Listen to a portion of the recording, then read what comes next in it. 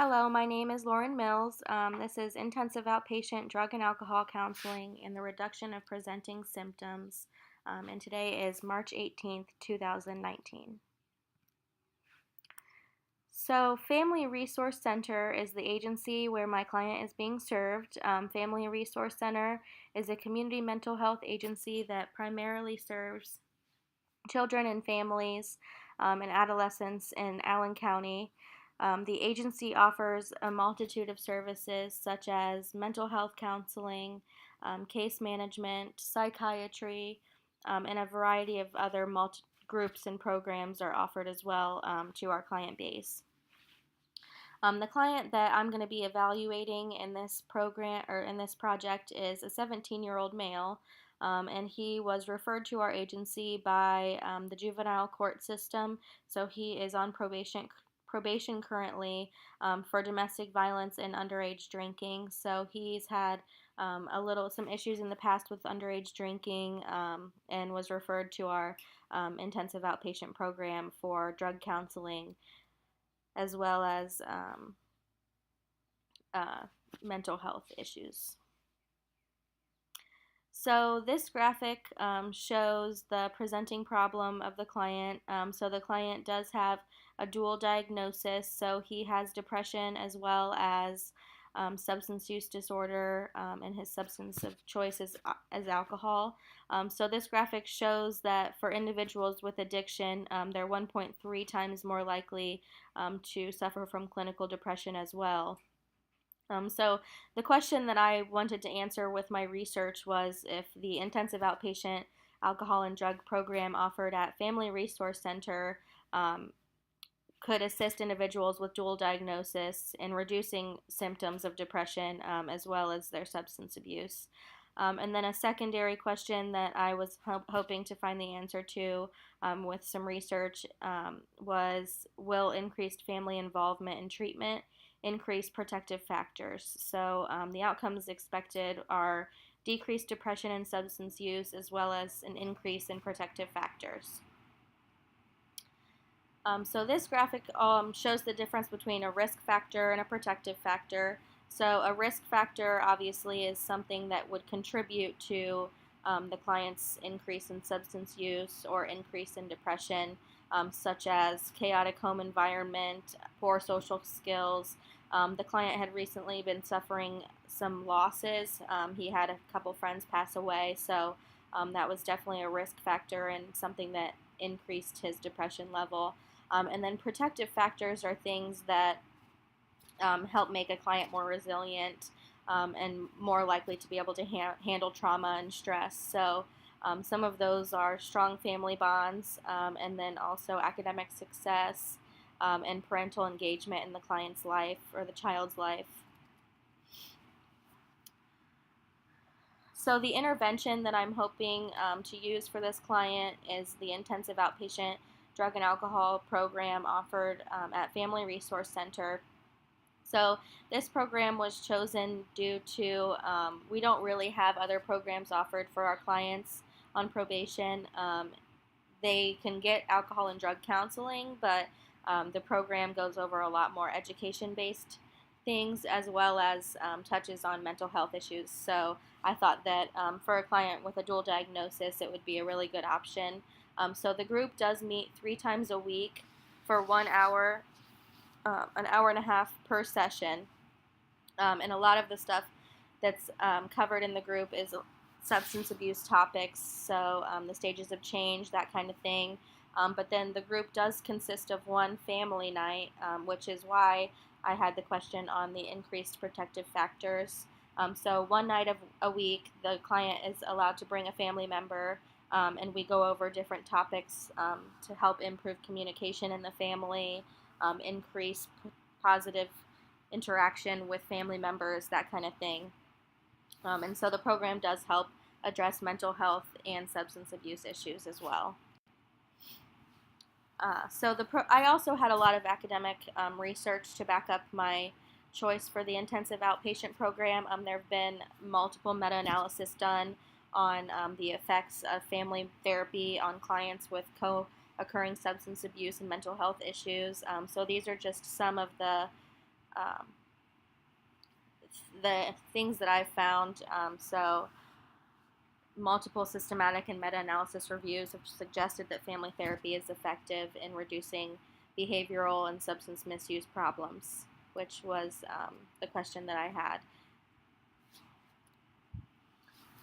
So this is my logic model, which I was not able to upload to the PowerPoint as well as I wanted to, but this just shows the different inputs and outputs that have to go into the intervention actually being successful, and then the different outcomes expected. For the client, a lot of the outcomes expected are short-term as well as long-term. So the decreased substance abuse, yeah, at first that could happen. But the hope is that it would be a long-term outcome as well. And then some of the assumptions that went into this evaluation were that the client is willing and eager to participate in the program, and that the client has a family member that's willing to participate also at least once a week. And then some external factors are stress at work and school. Since it's an adolescent, he did deal with a lot of issues at school and with friends and with personal relationships, and so that was a little bit of an issue throughout the 12-week program. And then other external factor is that the client is on probation, so he does have other requirements to meet for his probation other than the intensive outpatient program, such as being tested weekly and community service as well as some counseling. So for my measurement plan, I was hoping to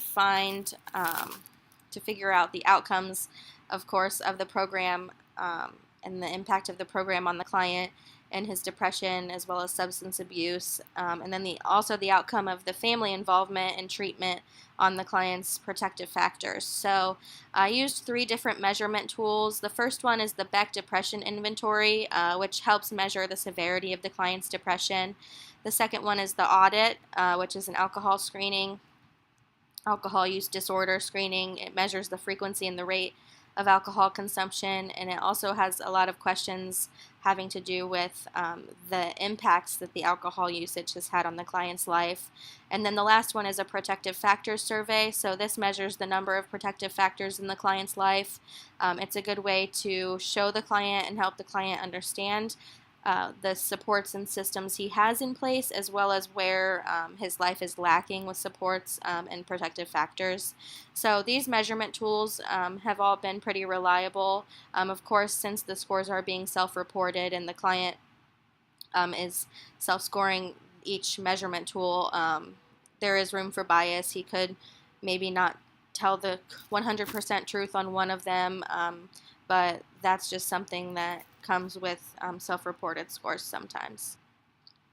And the data was collected at the first session by the group facilitator, so each screen was administered upon the client beginning the program as well as upon completion of the program. So once the 12 weeks were completed, the client was reassessed by each measurement tool, and that data was recorded. So the design that I chose to use for my evaluation project was a pre, then, post.